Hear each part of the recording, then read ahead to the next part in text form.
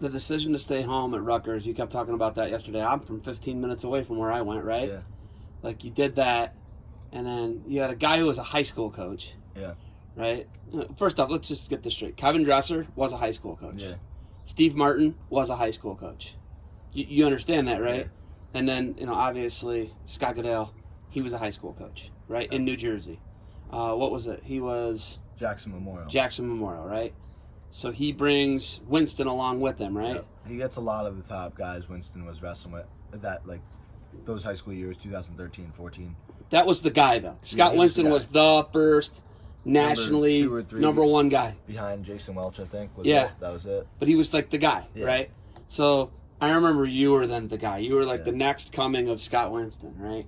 And it took 6 years, right? Yeah. But you were the guy. So, and then obviously Nick comes over from Penn State, and you guys just have this really awesome year, right? Yeah. I think it almost like if they could have swapped the weights, where they used to go in different order, you could have been the first national champ. Maybe it would have been more fitting. Yeah. But it didn't matter to them. They wanted to win. They had two guys. You guys went 2 for 2. It doesn't really matter to us. At this point, it's everything that happened is just a blessing. We're just trying to get more recruits from it now and just set ourselves in a spot in history where we could only go up and stay up. And you're a part of that. You are the guy. You're the face. Yeah. You're the face of the program. Thank you. Where do you go from here? Now? It's obviously RTC. And RTCs are trying to steal guys away, and there's pretty good. It's lucrative. You can get good money off RTCs. Heck yeah. Just right now, just training at the RTC. I signed in May for a whole year to next May, so it's training with the NGRTC, getting this knee as healthy as I can for now, doing PT as much as possible where it's still healthy, taking days off in between to let myself heal, and then it's just back to work. My goal is to win an Olympic gold, and in my head when I was done with NCAAs and I was evaluating everything, the kind of plan I had was to go through 2024, but right now it's just going to be taking it day by day with this major injury. I just want to make sure I come back as strong as I can before I make any other long-term commitments. But yeah, I'm still really hungry to compete. I love the sport.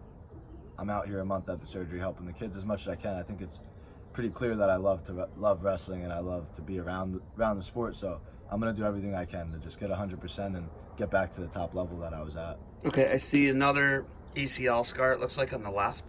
Is that ACL? This was actually a minor scoping. Is that all that was? Of my Bushy sac, but I got an infection and I had to stay in the hospital. Are you serious? So that was you got staph? So it wasn't staph, but it was something I needed a PICC IV for. They split me back open, sprayed it with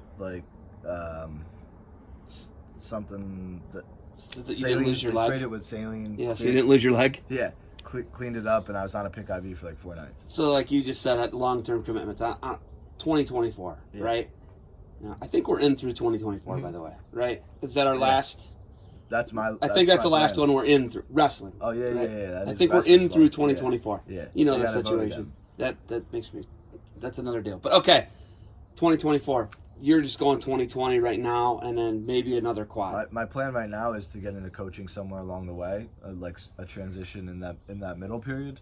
But right now the focus is just to get healthy and compete, get back to practicing every day, get on a schedule of practicing, lifting, and getting better. Maybe scheduling in some training camps, and then after this, probably next wrestling season, I'll make maybe transition to start coaching. With 65 kilos, for 2020, you're trying to do 65 kilos. Yeah. It is not 74. No. Because you're whereas James is a more true tweener than you. No, if I stepped on the scale right now, it'd probably be very, very close to that 70 kilo weight class. So you're 65 all the way. Yeah. It's not even in question. No, I mean, I'm sure it'll be easier than some of the guys have.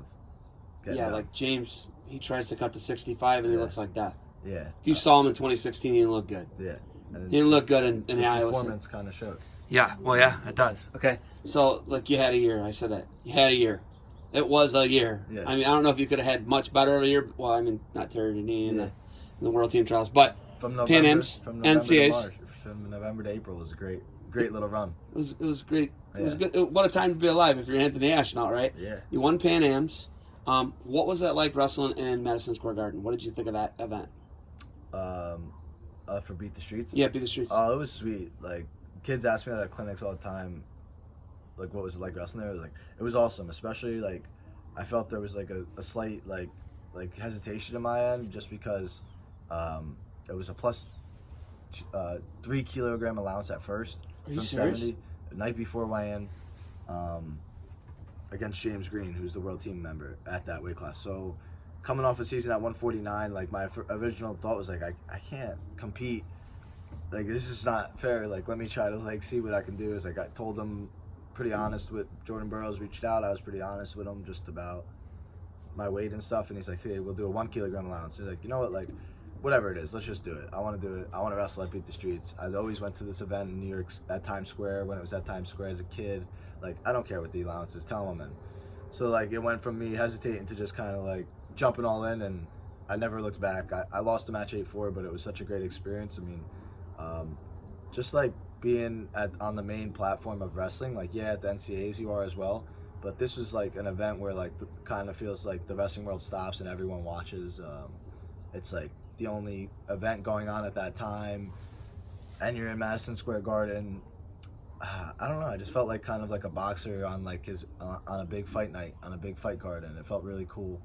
I just wish I was able to come out on top, but even losing 8-4, I felt like I won some little battles in there. I was down 8-0 and persevered to come back at the end, even though I didn't come all the way back. It's like just like showed another little thing about my character. Like you never could give up. You got to be super gritty at all times, and just because you're down 8-0 doesn't mean you hang your head and you give in and you throw in the towel. You fight to the very end, till the refs blowing the whistle, tapping you to get off. Which brings me to my favorite Anthony Ashnault moment ever, where I thought you were a psychopath. The Dean Heil match in the Consolation 2015 NCAA tournament. Yeah. You had a torn hamstring, and you're out there going after Dean Heil. Yeah. And he's kind of trying to fend you off, right? And you barely walk. You actually took him down with a torn hamstring. Yeah. Blew my mind. Yeah. The grittiness of that. Yeah. Why don't you give up in that situation? What's going through your mind in that situation? In that moment, like I just beat Randy Cruz to go to place for my freshman season, and I'm thinking I'm coming back for third place. Like I lost to Mitchellport, and he was one of your guys, probably Edinburgh guy, but just I wasn't totally confident to win the NCAA title that year. When I lost to him, it wasn't like a huge like heartbreaker moment, and that was the moment I realized, okay, like, all right, I wasn't confident enough to win this NCAA title this year, but I'm coming back for third. Like I was hungry to place high, and I had a good match with Randy Cruz. I won, and then I'm wrestling versus Dean Heil. It was a competitive match, but he got a shot, and I tried to do a split, like, which I never do, and he took my hamstring gave out, and I was just thinking the whole time, like, I gotta finish this match, like I don't want to take eighth, like I love that Anthony Prati placed the year before, and he took eighth for us for Rutgers, but I was like, I don't want to take eighth like Anthony Prati took eighth. Like we need to get better. Like I need to take better than eighth. Like I need to keep, like we need to improve, and like it was kind of already settling. Like my hamstring's screwed. Like I need to forfeit out of the tournament. That's why I was having those thoughts. But that's what I was thinking. I was like, you know what, like finish this match out hard. Like finish like a warrior, and like if it's too hard to finish after this, like you're done. Like you're an All-American. Just like finish this match out. I remember looking at my coaches, like Don, he's like a really tough guy, and he's like trying to tell me to stop. He like has a towel in his hand, like that's gonna do something. I was just like, chill out. Like it's like 30 seconds left at this point. If there's something I could show my kids, if I was like, hey, you want to see how tough somebody is? I have 2 kids, 2 sons. I'd show them that. Yeah. I'm like, this is what people do. Yeah. Right? Yeah. That's what people do. Yeah. Right? It's just gritty and tough. You don't win, you take eighth. We get it.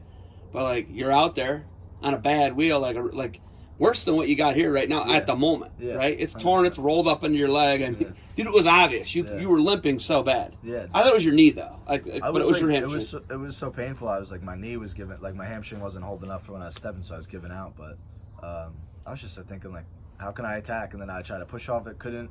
Then I was just like finding a way to fall into like a knee pull single, and I got like a takedown. You took him down, and I was just like, holy shit, maybe I could win. I love it.